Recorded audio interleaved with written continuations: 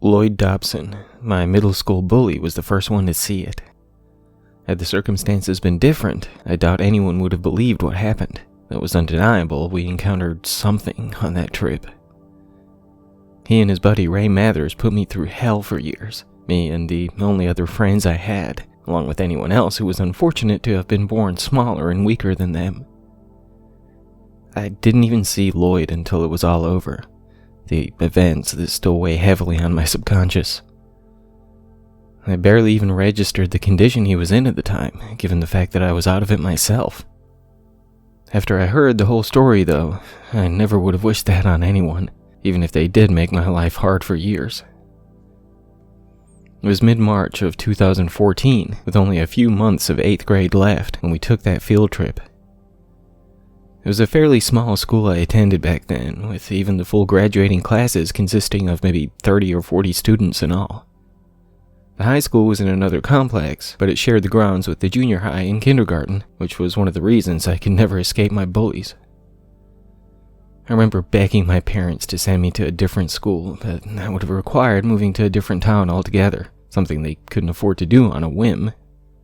I was well aware of that, even when I would spend hours crying after getting off the bus, but I still hoped that things could have been different.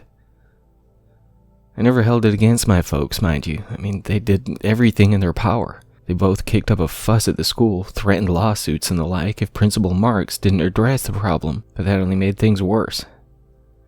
Yeah, they calmed down for a few weeks after Marks read them the riot act, but after a while they got back to it, far more relentless than ever. I pretended things had gotten better to my parents, playing off the cuts and bruises as playground accidents and the like, but I knew that they knew things weren't great. Dad had dealt with bullies when he was a kid, so he likely had a good idea of what was going on, but I convinced them not to pay another visit to the school. I dreaded to think how bad it would have gotten if they had called in reinforcements and all. Jace Banks and Bella Sweeten were the only friends I had through kindergarten and middle school, so we all sat together on the bus as we headed out to Lake Sacagawea. It was only a 30-minute trip to get there from our small North Dakota middle school, and that was more than enough time for Lloyd and Ray to give us a quick preview of the fun they had in store for us. While I'd been out to this lake before, given that there wasn't much of anything else of interest nearby, even familiar places were so much more exciting when they were taking place on school time. Of course, it would surely have been more fun without the company of the biggest asshats in our class, and that didn't take away from my excitement. Most of the other kids were cutting up or gazing out of the windows at the beautiful scenery, but while we attempted to keep to ourselves, the constant barrage of spitwads and smack talk kept us from being able to relax and enjoy the ride. Gabriel Baker, our homeroom teacher who sat at the front of the bus, tried his best to turn a blind eye to the loud teens at his rear, but he would still make regular empty threats in a meager attempt to calm things down. He was always a pushover, Mr. Baker, so everyone knew he wasn't about to have the driver turn this damn bus around, regardless of the visible vein throbbing above his temple. If I couldn't take him seriously, I knew Mathers and Dobson wouldn't either. We still laughed and joked about all the things that made us freaks in the eyes of our peers, regardless of the endless mockery. Even if the trip felt a good deal longer than the 30 minutes or so that had gone by, we were pulling up to the parking area off to the side of the lake before we knew it. I felt my face burn when Ray pushed Bella down the steps as she walked off the bus, but Jace caught her before her face planted into the gravel. Fortunately, Baker actually paid attention to what happened, looking as flushed as I felt at the time. He warned the chuckling duo of douchebags that he would be keeping an eye on them, and even though they laughed the whole thing off, they surprisingly kept their distance from us after that. Sure, we could see them staring at us, talking shit from a distance over the next hour or so, but I wasn't about to allow them to stop me from having a good time. For a school field trip, it actually felt quite relaxed. We didn't have any sort of itinerary or anything, no obligations or chosen path to follow. We weren't even required to stay in a huddle, so everyone scattered to their normal groups, taking in the beautiful scenery. It wasn't until a couple of hours passed, as Baker was asking around about Ray and Lloyd's whereabouts, that even I noticed they had disappeared.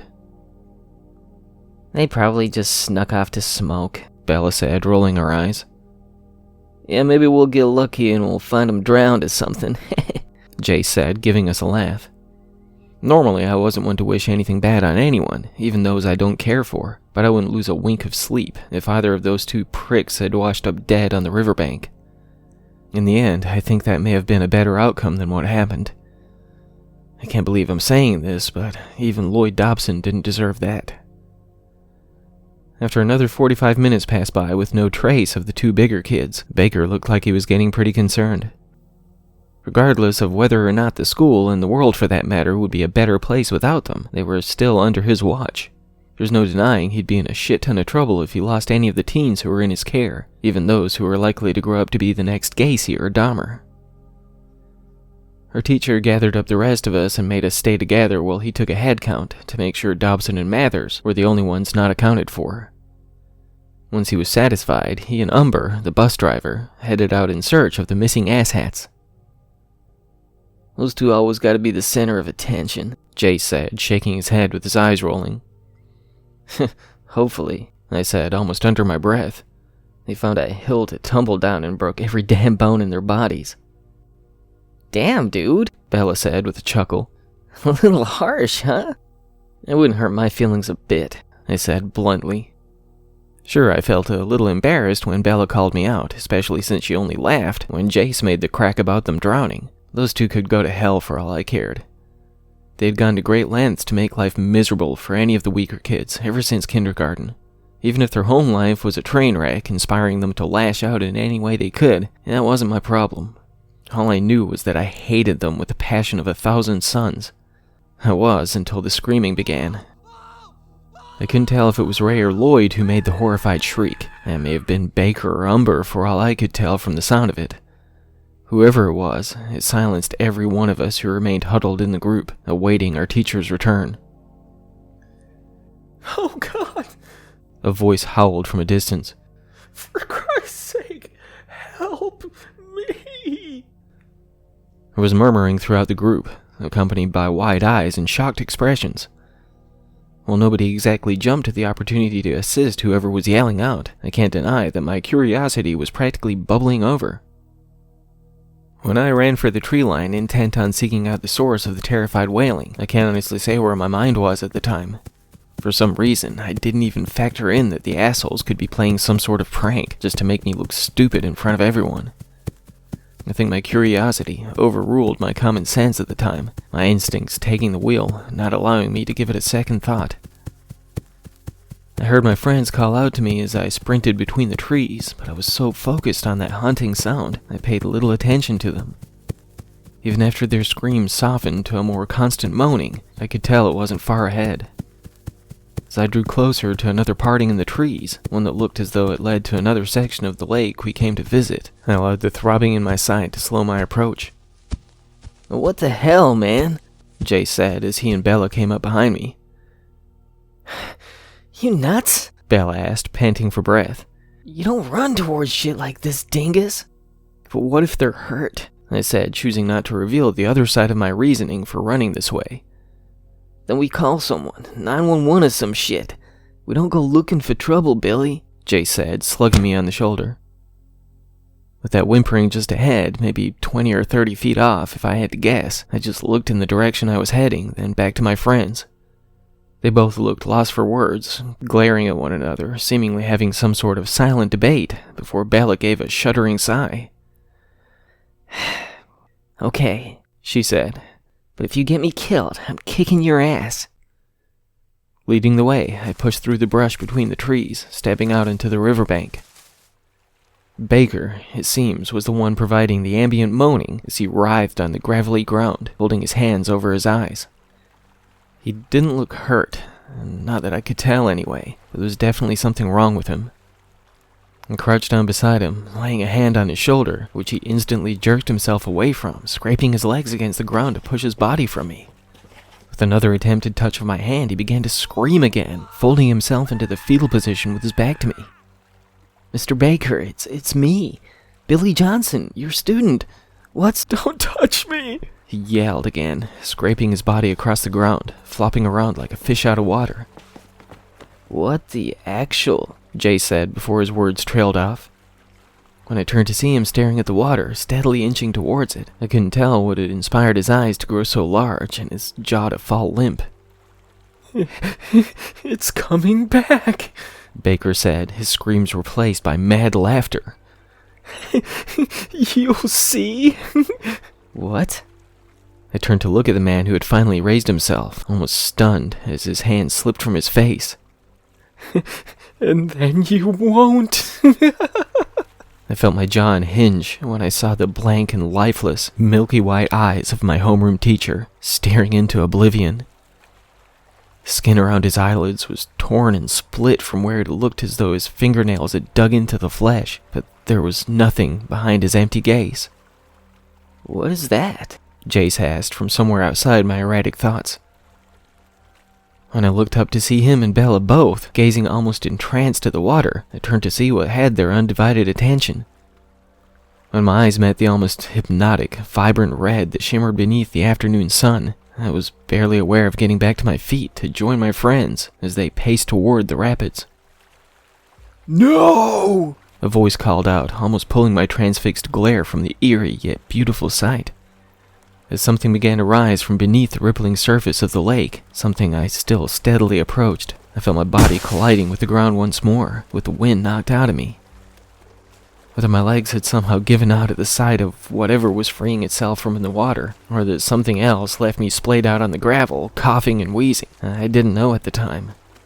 Either way, once my eyes were distracted from the mesmerizing sight, I felt my senses begin to return. "Don't look at it," a familiar voice said, pushing me back on my ass before I could pick myself back up. What the fuck, dude? Bella barked, having joined me on the ground at some point. A thick and muscled arm wrapped around me, while another shielded my friend from whatever was happening. When I heard a howling sound of madness emitting from the mouth of my friend, who did not share my company on the ground, I fought against the one who held me in place, desperate to reach Jace.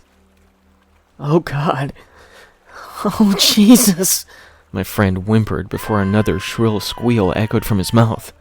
Let me go! I begged, battling harder against my subduer with every word. You can't, he said.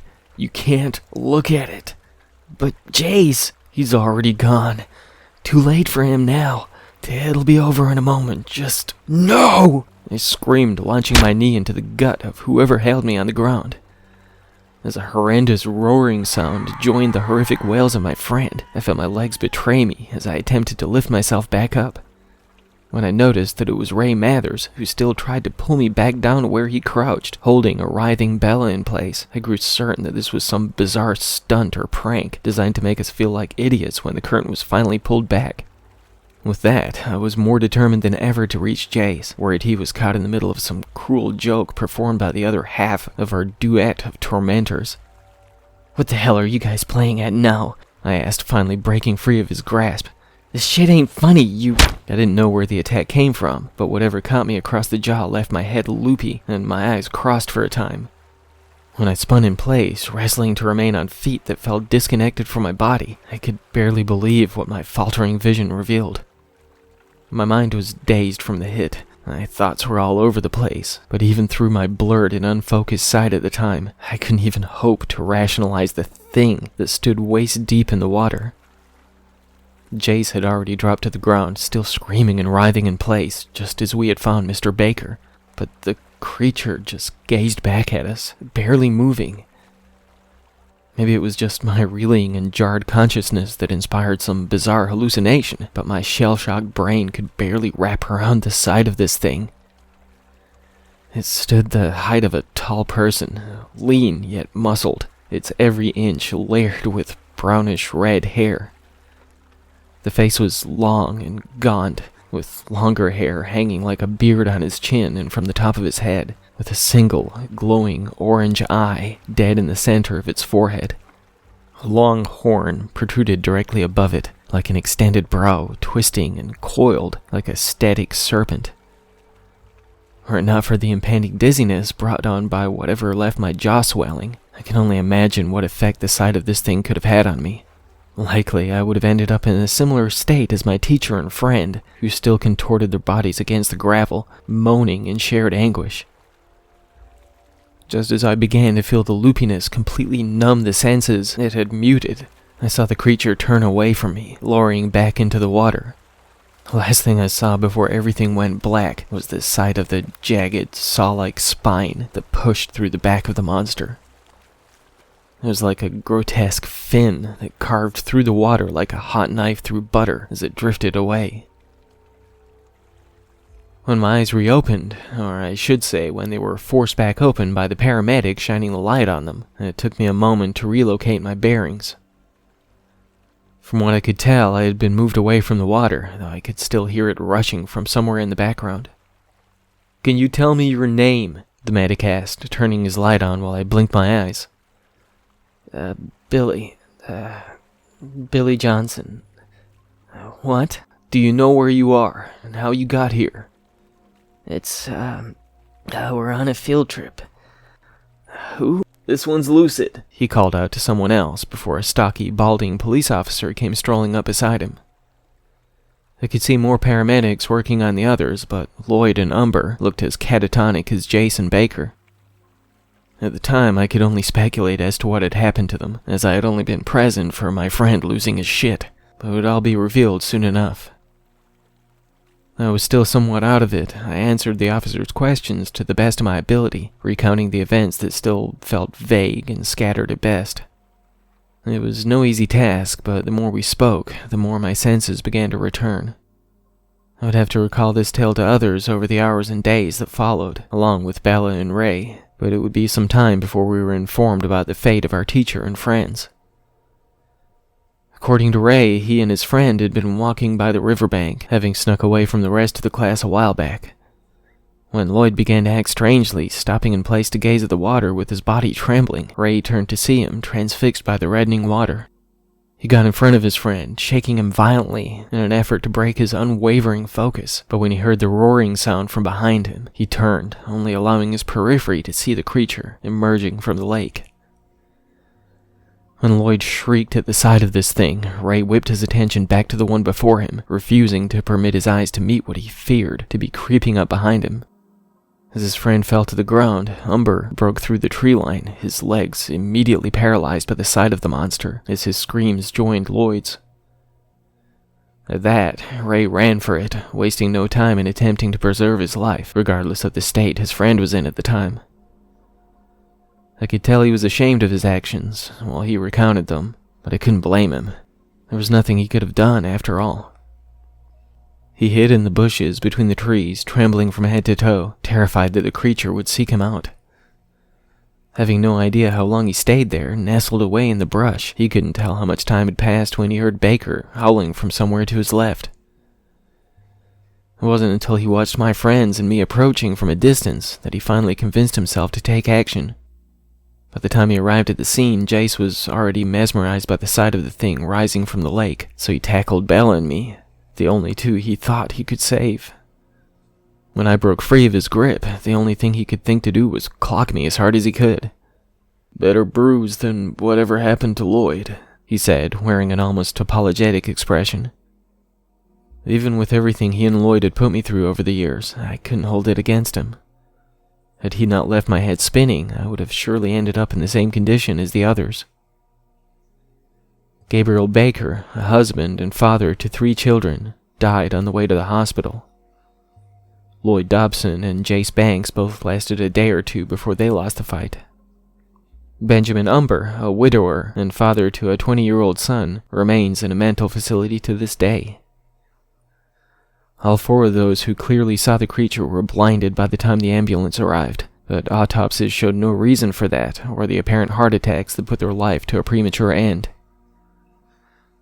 Umber will likely live out the remainder of his days in that facility, days that are numbered from what I've heard.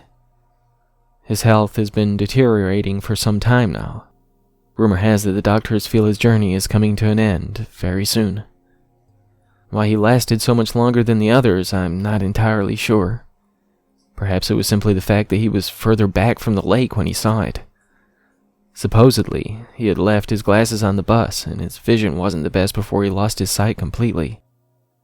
Whatever the case, it seems that the creature got the better of him in the end. If nothing else, maybe in death he'll finally be freed from his torment. It wasn't long after I returned to my home that I finally got my wish. We moved away from that town to somewhere else with no rivers and no lakes for miles. Even now, I try to avoid coming close to anything like that. Hell, I break out in a cold sweat if I see a damn swimming pool, let alone anything not crafted by human hands. Last I heard, Ray is of the same mindset as I, that it's in our best interest to remain on dry land. Bella and I drifted apart after that day, as she blamed me for what happened to Jace. In all honesty, I carry the burden of his death still. It was my damned curiosity that put us in the crosshairs of that thing. Surprisingly, I grew closer to my former bully after the events that left us both haunted and broken. We have our trauma and guilt in common, as well as frequent nightmares that revisit that ill-fated trip and those we lost that day. I live in fear that someday the image of that monster in my subconscious will be enough to end my life, as it did my friends on that field trip what feels like a lifetime ago. While I have no way of understanding why it chose to only reveal itself from a distance, rather than breaking free of the water to finish us off in a more physical manner, I would be a fool to believe I can understand the motivations of such a thing. Just be careful when you visit the lakes and rivers of the world. If you see a shimmering red illuminating from beneath the rippling water, don't stick around to see what happens next. If you do, it may just be the last thing you ever see before the lights go out completely.